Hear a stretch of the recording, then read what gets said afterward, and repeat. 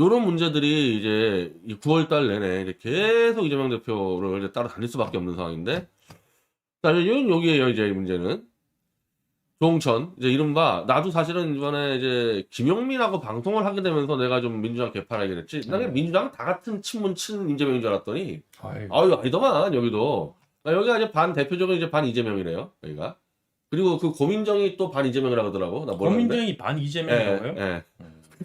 우리도 모르는 사실들이 있는데, 고민정이 친이명제가 아니라 그러고, 이제 이 상황은 이제 반 이재명인데, 자, 말로는 민생인데, 김건희 특검, 이 한동훈 탄핵 별게 아니에요. 김건희 특검인데, 핵버튼 누르겠다는 것. 이게 쉽게 얘기하면은, 핵전쟁 하자는 거다, 특검 수사가 들어가는 거는. 그래서, 특검은 함부로 가면 안 된다라고 얘기를 하고 있는데, 그렇지. 예.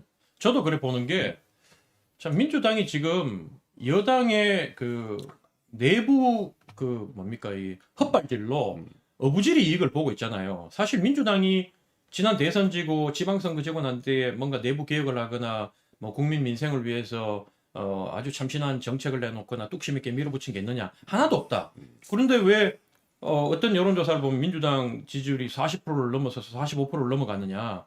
그거는 바로 여당이 원체 이 꼴불견 짓을 하니까, 파렴치한 짓을 하니까 국민들이 돌아서서 그 저놈들은 진짜 혼내야 된다. 이렇게 국민들이 배로웠기 때문에 민주당한테 표를 주는 거거든요. 근데 사실은 민주당은 이때 오버하지 말고 그냥 입 조심하고 더 겸손하게 우리는 그 국민 생각하겠습니다. 우리 비록 힘없는 야당이지만 그래도 우리가 민생 현장에 가서 여러분 목소리 듣겠습니다. 이렇게 낮은 자세를 보이면 그냥 계속 점수가 올라가는 거예요. 총선까지 그래 난 내가 만약에 민주당의 책사라면 그렇게 얘기할 거야. 근데 이 특검을 해가지고 만약에 김건희 여사의 뭐 정말 문제점을 발견해가지고 김건희를 한 방에 보낼 수 있다면 그건 오케이.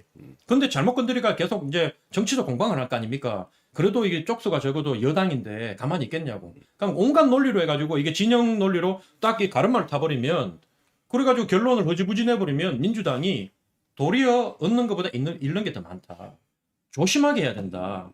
한동훈 근데- 탄핵도 마찬가지. 근데 야당 대표가 지금 이제 검찰에 불려가서 수사를 받고 있는데, 김건희 수사 안 받고 있잖아요, 지금. 자, 그런데 나는 그래 봅니다. 야당 대표가 불려가잖아요. 당장 내 대표가 불려가니까 막 짜증나고 막 하겠죠. 부글부글 끓겠죠. 거기서는 정치 보복이라고 실제로 믿는 자기들 핵심 지지층이 있으니까. 근데 국민들은 그렇게 보지 않는다. 이게 정말 여당이 무리해서 하는 건지, 그리고 예를 들면 야당이나 국민들이 이미 영부인에 대해서 의혹을 제기하는 부분들, 뭐 석연치 않은 해명으로 찝찝한 구석이 있는데, 그러면 이쪽은 하지 않고 도리어 야당 이재명을 갖다가 이렇게 대표를 갖다 불러가지고 조사를 하고 막 공격을 하면 국민들의 마음이 어디로 가느냐? 이게 똑같은 게요. 이준석이 지금 매번 싸움할 때마다 이기잖아. 언론에서도 얘기하기를 윤핵관한테 압승을 했다. 뭐 할 것 없이 이겼다 얘기하지만 저는 준석이 계속 죽음의 길로 가고 있다고 보거든요. 정치적 사망 선거로.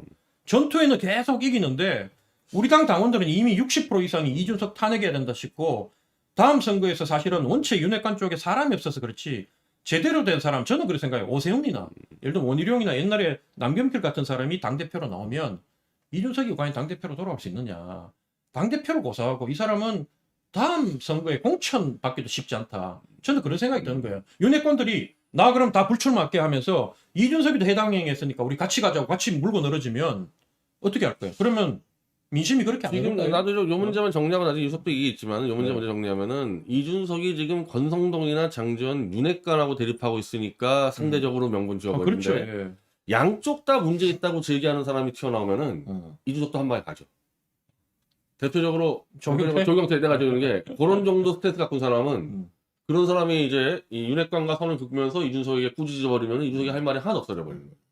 근데 지금 그 흐름을 가고 있는 것 같아. 이제 조만간. 지금 당의 중진들은 이미 그 스탠스를 취했어요. 네. 뭐 김태호, 웬만한 중진들은 지금 다 윤상현 스탠스를 잡고 있잖아요. 예. 윤상현 의원은 얼마나 머리가 좋아요. 그 비호감도 높고 저도 막 예전에 친박팔적이라고 공격하고 이랬지만 이 사람이 눈치가 되게 빠르고 한때는 이 당의 전략통으로 날리던 사람 아닙니까? 근데 이 양반이 벌써 그렇게 앞장서 한다는 거는 이게 윤핵관 쪽으로 붙어서도 안 되고 이준석 쪽으로 붙어서도 안 되는구나. 왜냐하면 자기 인천이 지역구잖아요. 공천을 안 받고도 무소속으로 된 사람이거든. 지금 현재의 뭐 또 그 얘기 나오겠지만 초재선들이 중진하고 과거에 우리 당에서 보인 양상하고 완전 반대로 나오면 되잖아. 초재선들이 바른 말하고 당의 반기를 들고 이렇게 했고, 중진들이 기득권의 그 관습 파행에 그 관습에 빠져가지고 그냥 나갔는데 도리어 요즘은 초재선들이 권력의 눈치를 보고 중진들이 반대로 나가는데 왜 그러냐면 지난번 총선 때 우리 당에서 배지를 달 초재선들은 전부 다 영남, 전부 다 강남이에요. 분당, 뭐 예를 들면 저기 경기 북부 지역, 그 김성원 의원 지역군 동두천, 연천 이런데 그런데 아니고 다 졌어. 깡그리 다 졌어. 일산도 한 군데도 못 이기고 다 졌어. 그러니까 이게 영남과 강남의 민심을 따라가는 눈치 보고 내리꽂혀가지고 그 영남의 공천바다가 된 것처럼 된 사람들이 당을 초대선 그룹을 형성하고 있다 보니까 이 어려운 지역에서 이 자력으로 자기 힘으로 배지를 단 사람이 거의 한 명도 없다고 봐야 되기 때문에 당에서 이 개혁적인 목소리 늘 우리 당에 있어왔던 소장 개혁파가 아예 씨가 말랐다. 예. 그러니까 지금 그래서- 이제 이 국민의힘의 초선이라는 것들은 혁신파나 소장파나 이런 게 아니고 좋은 지역구를 받아가지고 그러니까 그때는 누가 공천했을까? 황교안이 했나? 그 황교안하고 뭐 그때 그러면 김영호하고 황교안, 김영호에 네. 줄 서가지고 간택된 애들인데 지금 얘네들 생각도 똑같아. 이 공천권자가 윤석열이라 생각하니까 일단 글로 윤핵관을 붙어버린 거야. 딴 생각하고. 그 왜 그러냐면 여러분 아셔야 되는 게 국민들한테 잘 보여가지고 선거에 이길 수 있는 지역구 같으면 예를 들어 일산 같은 경우에 제 지역구에 그러면 대통령한테 반기를 들어요. 근거라도 남겨놔야 돼. 그래야지 나중에 총선 때 나가서 여러분 저는 대통령이 잘못한 거 처음부터 끝까지 지적했습니다. 싸우면서 박해받았습니다. 불이익받았습니다. 이렇게 얘기할 근거가 돼. 그러면 그 민주당의 후보가 어리삐리한 사람이 나오면 거기서 한 당 지지율이 5% 10% 차이 나도 뒤집고 당선이 될 수 있는 거예요. 그런데 현재 초재선들은 그거 아니야. 낙점만 받으면 다 돼. 그러면 자 보세요. 당이 나중에 깨진다 칩시다. 그러면 이준석과 뭐 유승민 이런 소위 말해서 조금 개혁적인 분들이 만약에 나가서 당을 만들고 아니면 이준석이 다시 당대표가 돼서 윤핵관이 당을 깨고 나가면 결국 영남이나 강남은 대통령 편이에요. 임기가 2년 뭐 2년 반밖에 안 지났으니까. 그러니까 거기서 공천받는 사람이 영남과 강남에 한 7, 80석은 갖고 가는 거예요. 그 나머지 수도권은 이제 새로운 당과 민주당의 싸움이 되는 거고. 이쪽 당은 포기하는 거고. 그렇기 때문에 이 초재선들이 벌써부터 대통령한테 전화 한 통씩 받고 전부 다 통한 거예요. 그게 가슴이 아픈 거죠. 역사성도 없고 또 국민에 대한 이 사회에 대한 공공성과 공익성도 없고 그런 사람들이 배지를 달고 있으니까 지금 국민들이 바라봤을 때 이 당에서 나오는 목소리들이 전부 다 국민 염장 지르는 소리밖에 안 나오는 거예요. 그 어제 JTBC에서 이 윤석열 대통령이 직접 그 의원들에게 여러 차례 통화를 했다라고 보도가 된 거에 대해서 이제 대통령실은 안 했다는 것도 아니고 뭐 했다는 것도 아니고 어정쩡하게 얘기를 하는데 한 게 맞겠죠. 지금 보세요. 여론조사에서 과거에는 윤핵관 그러니까 이 사태 국민의힘 사태에 대해 책임이 누가 제일 많냐면 1등이 윤핵관 뭐 그 다음에 뭐 이준석 뭐 이래 갔거든. 지금은 압도적으로 40% 이상의 국민들이 윤석열. 그 다음에 2등이 이준석. 윤핵관이 이준석 다음으로 밀렸어. 그 표는 뭐냐면 윤핵관이라고 처음에 생각했던 분들이 이제는 이 뒤에는 윤핵관이 대통령은 잘해보려고 하는데 이름 팔아가지고 하는 게 아니라 대통령 정치력과 정치에 대한 기본이 상식이 잘 안 갖춰진 대통령이 뒤에서 지금 어설프게 손을 대다 보니까 이게 당 자체가 산으로 가고 있구나. 이걸 이제 국민들이 알아버린 거예요, 이게. 그러니까 그게 이제 여론조사로 드러나는 거죠. 그래서 대통령이 책임이 크다.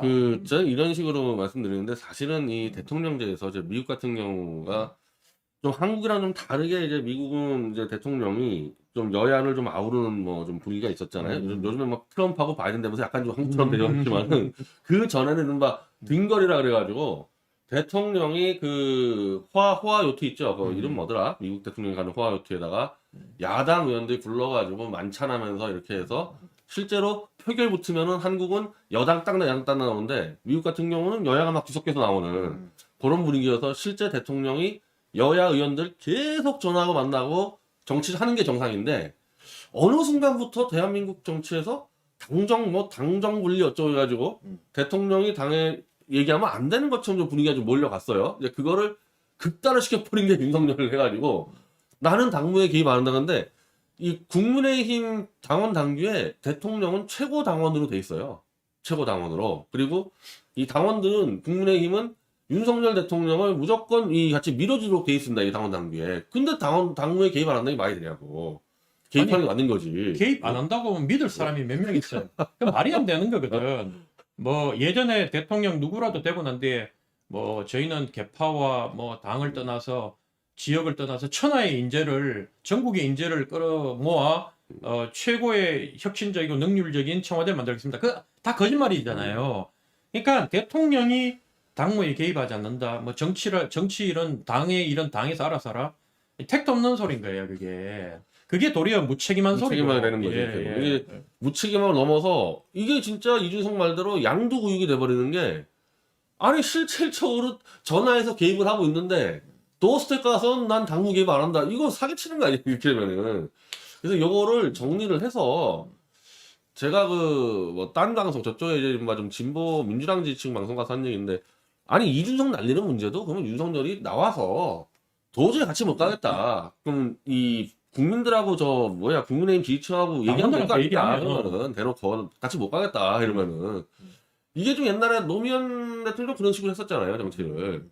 지금 차라리 그게 낫지. 지금처럼 뒤에서 공작하고 앞에서 안 한다 그러는 게 너무 빤히 보이니까 지금. 자, 요 문제는요. 요건 아마 조홍천이 얘기한 게 지금 이 이재명 그 소환장 나오기 전에 얘기인데 이재명의 수사가 가속화 되면 될수록 요 김건희 특검 문제는 무조건 따라 붙을 겁니다. 요 문제는. 예, 따라 붙게 돼 있습니다. 요게 원자 폭탄이 될 수가 있는 거예요, 사실 진짜로. 오늘 이제 요것도 이제 이게 나왔는데 김건희 1억 보석 빌렸다. 외제차 빌린 박영수는 지금 수사 받고 있다. 이거 어떻게 된 거냐? 이런 거 지금 깔끔하게 해결했는데 사실은 모든 김건희 의혹은요. 이 정권 출범한 다음부터 단 하나도 해소된 게 없어요. 단 하나도. 정리된 게 하나도 없어. 의혹 확 나오고 사라져. 뭐 하나 지금 뭐 청와대 무슨 인테리어 공사가 뭐 얼마 했다는 부분이 정리된 게 한 건도 없습니다. 이거 김건희 의혹이라는 거.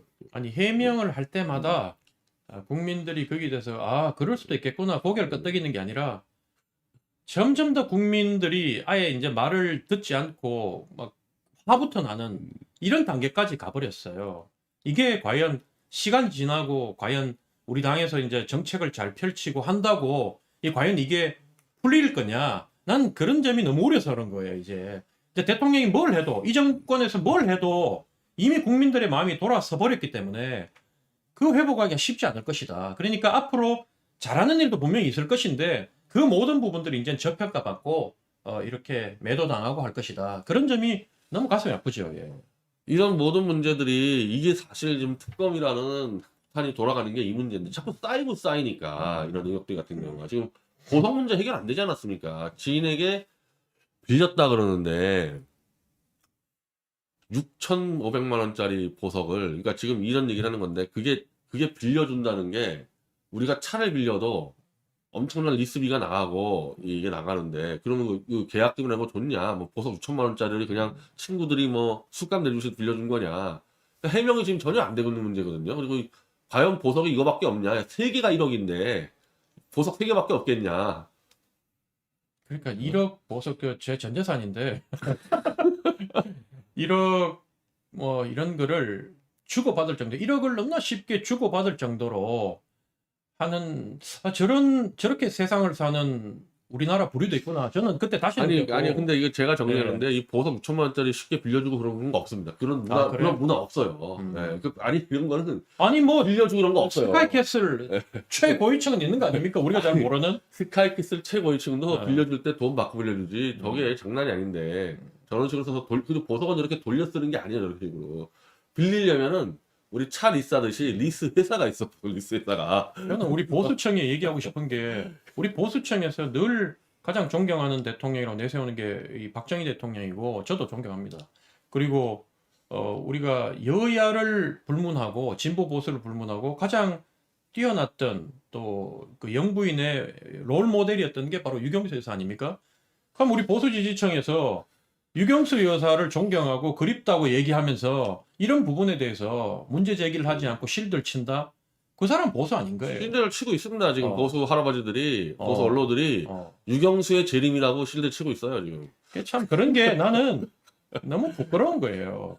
부끄러운 거. 사람이 어디 가서 보수 쫙 꺼내지도 못해 지금 이제. 사람이 기본적으로 정치 이전에 염치를 알아야 된다고. 그 염치가 없는 사람들이 정치를 하니까 나라 전체가 이렇게 힘든 거 아닙니까? 나는 그런 생각이 들어요.